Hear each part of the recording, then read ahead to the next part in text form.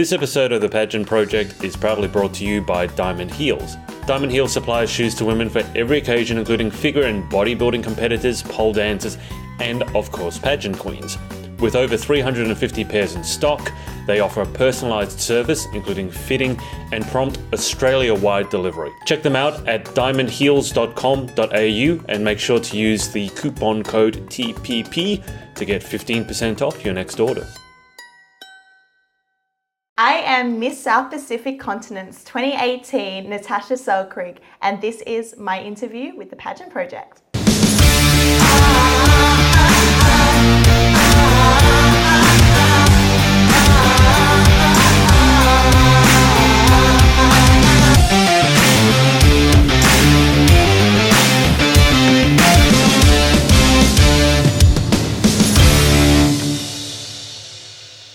Hey everyone, it's Adrian from the Pageant Project, and I'm here with Miss South Pacific Continent's 2018, Natasha Selkrig. Natasha, welcome to the show. What's happening?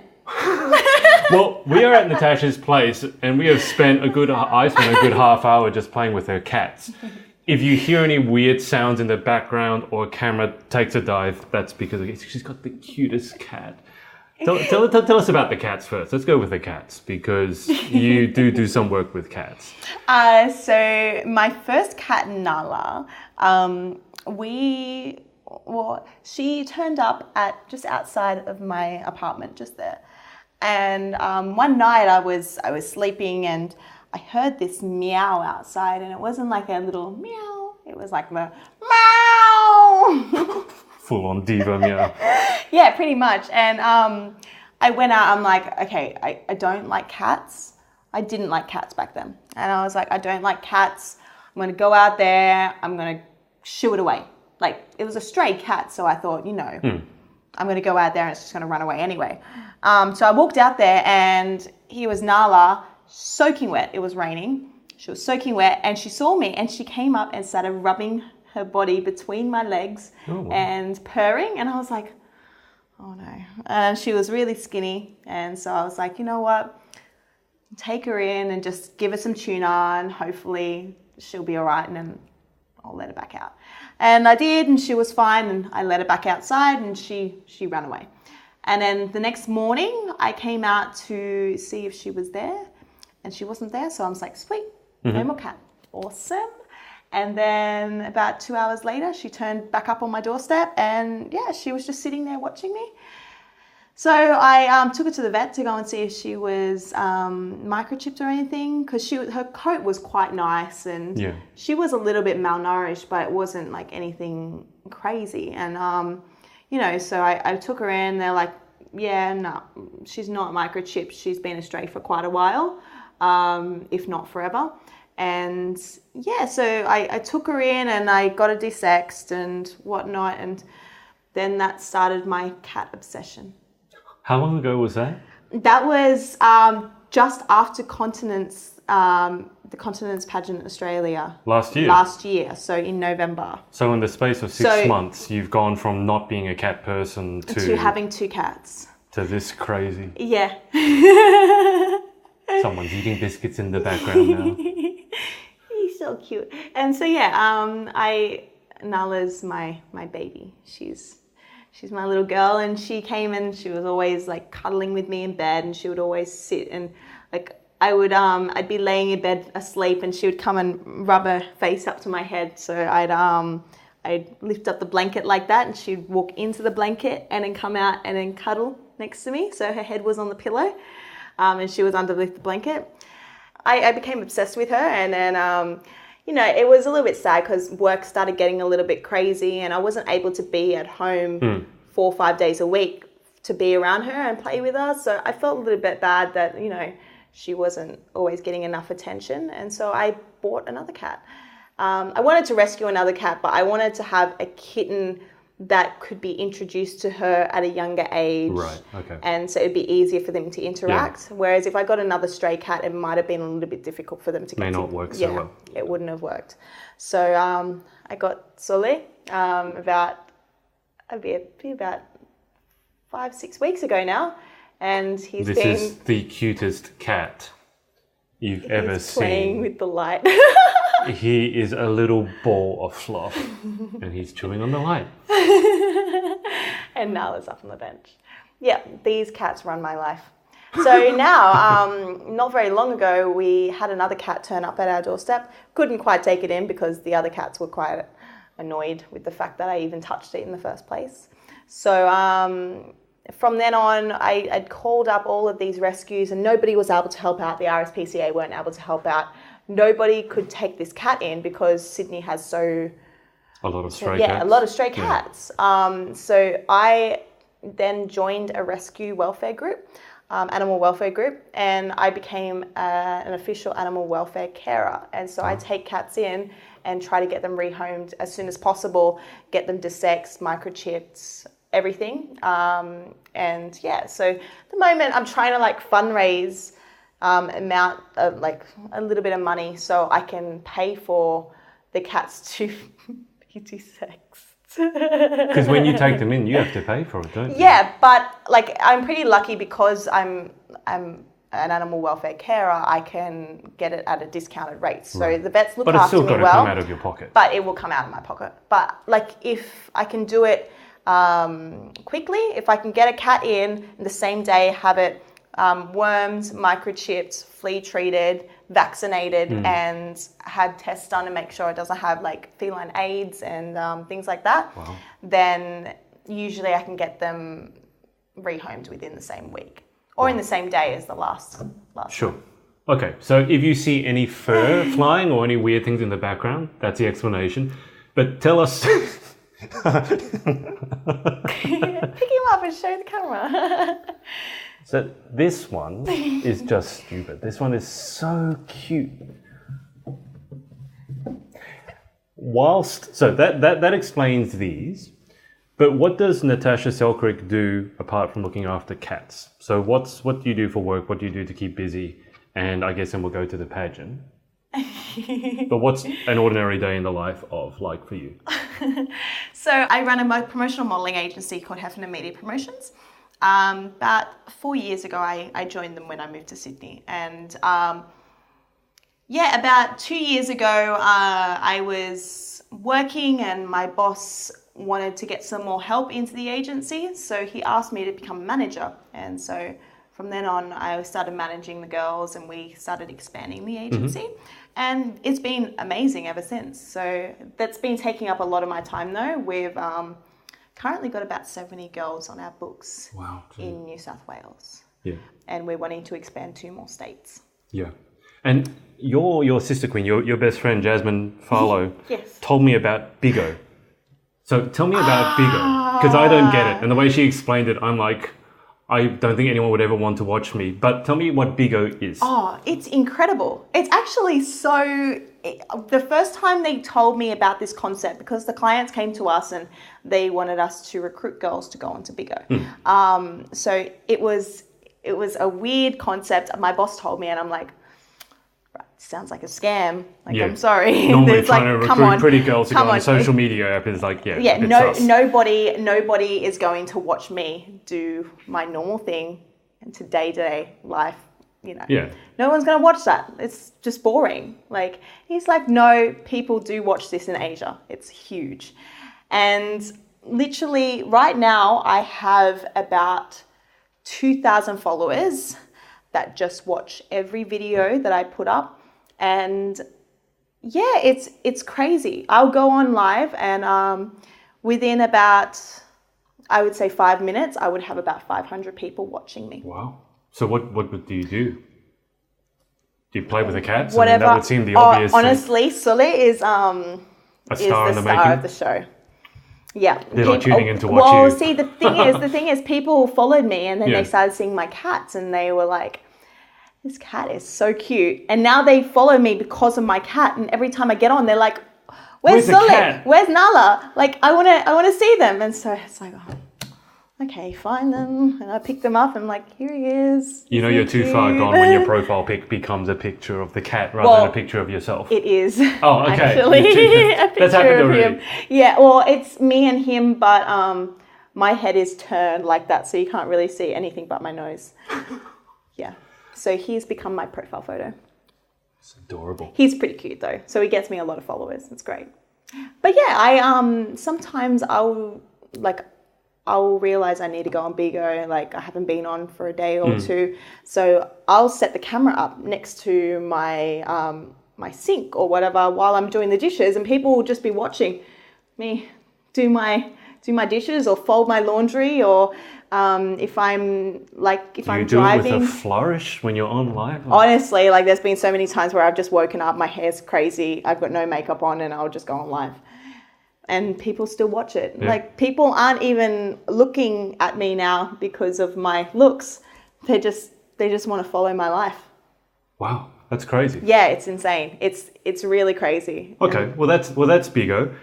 We should get to the pageants because we're here to talk about No, but pageants. cats are more fun. They'll be back. Don't worry about it. So tell us about your pageant experience, and particularly the title of Miss South Pacific Continent. I've had a look through your socials, so I know that you're passionate about a lot of things to do with South Pacific. Yeah. And I saw Project React Yes. as well. So tell us about your pageant experience and I guess Project React as well. So with my pageant experience, I started competing in pageants about 2 years ago. It was really positive. I met some really, really good people, gained a lot of contacts, and my self-confidence just started going up little by little, and then eventually it leaped quite a lot. And I'm quite a confident person now. I can speak very loudly. I was going to say, I don't see a quiet version of you. I know, I haven't always been confident. Like I did go through some harder times in my life, and I used to hide behind myself a little bit, and pageants really helped me grow into more confident, although I think I've become a little bit too confident now, and I'm very loud and I'm very bubbly. And just on that note, Tash is the first one I've given the loud mic to. Normally it's me because I got a booming voice, but we had to give her the loud one. So, I mean, how many pageants have you, I guess, competed in, and what's your favorite part of it then? Oh gosh, I've competed in quite a lot of pageants. I don't even think I could answer that question. I would say spot, it 5, would say 10? about 10. 10? 10, yeah. I've done a lot of Miss Australasia pageants, a lot of Asian-based pageants, because I'm half Thai myself. The Asian-based pageants are a little bit easier to jump into if you're Asian. But yeah, like I did Miss Sydney. I went overseas to Malaysia in 2015 and competed for Miss Cosmopolitan World, and then Miss Continents. Yeah. Yeah, and I did Miss International as well 2 years ago. And what's your favorite part of competing in pageants?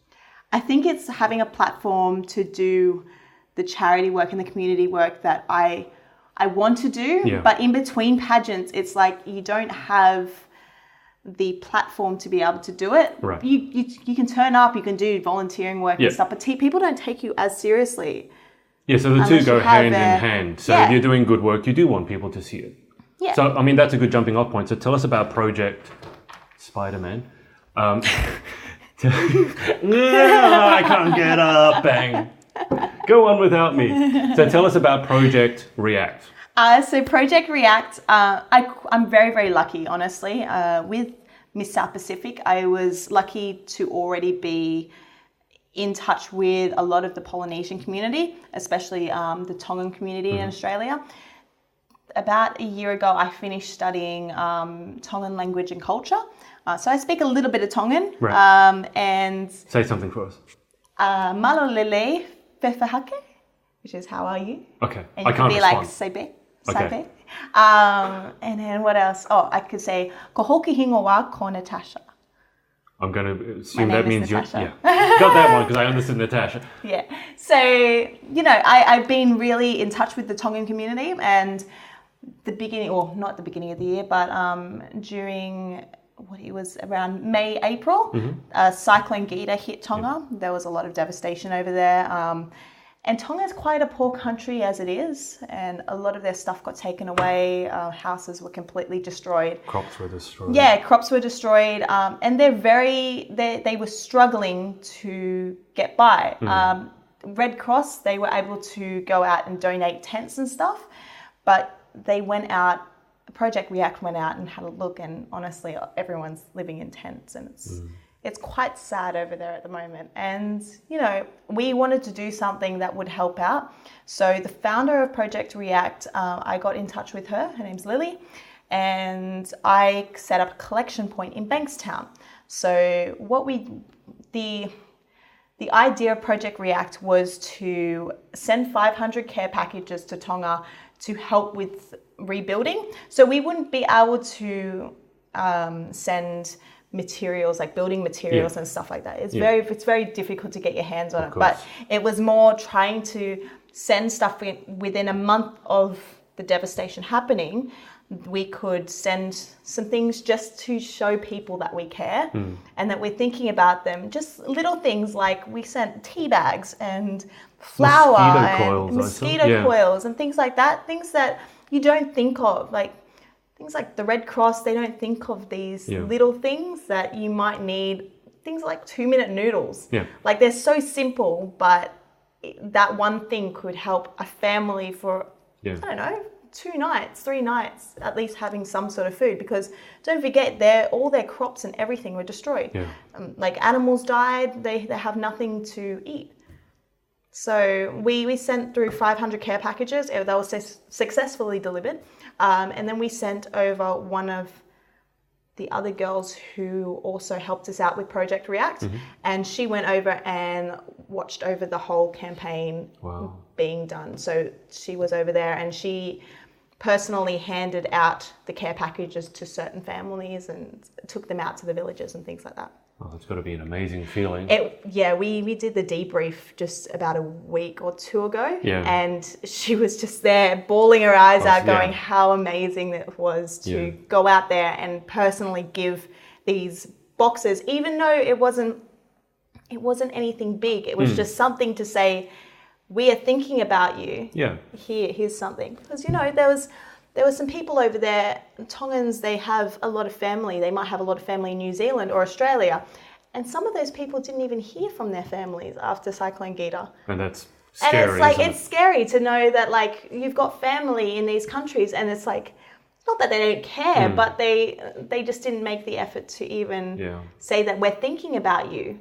And for them to get a package as small as it was and as little stuff that was in there, they were able to get something and go, they care about us. Like they're thinking of us. We're not just another little island that is forgotten about. You know? So you've done that amazing work and you're about to head over to Vegas in, what is it now? 2 weeks to compete in 2 weeks and 1 day. in who's counting? In the internationals of the continent system. I guess, win or lose, I mean, at the end of the reign, how would you like to be remembered? So your reign as Miss South Pacific Continents, what would you like to be remembered for? See, I still want to be actively doing the work. I don't think that for pageants, for me, it's to get the platform to be able to do the work. I'm not going to do the work and then stop and then just be remembered for it. I don't want to be like just remembered. I want to be actively doing it and just being like, that's the girl who still helps us out even though her reign's finished. Like, which I still want to be wearing my South Pacific sash like next year when my reign's over and being like, you know, I'm still helping the community. Like my title was only a year ago, but still like, I'm still out there. I'm still doing things. I like that answer. So it doesn't end, your charitable work doesn't end just because you don't have a title or a crown or a sash or whatever. No, because I'm going to keep my sash. Keep your sash. And milk it for whatever it's worth. For people who want to follow your journey, give us all the social media details. And I'll put them below in case people have problems spelling. Tash_rig on Instagram, Tash_rig on Snapchat, Natasha Selkrig. I think you can actually still search Tash Rig on Facebook to find my page. BIGO, Tash_rig.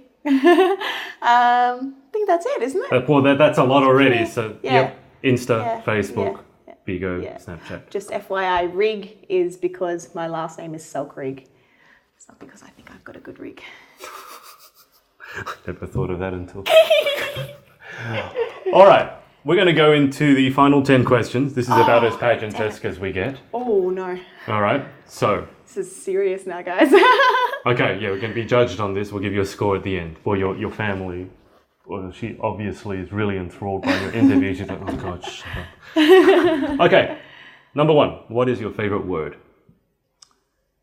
My favourite word, moist.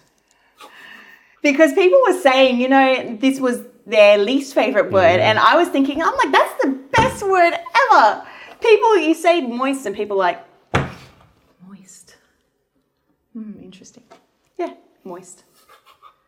Okay, what is your least favourite word? I don't really have a least favourite word. Okay, let's move on now. I'm just going to ask... I tried to think of that question. I was like, no. You can come back to it later. I'm going to ask you this question point blank and just see what your reaction is. What turns you on? A light.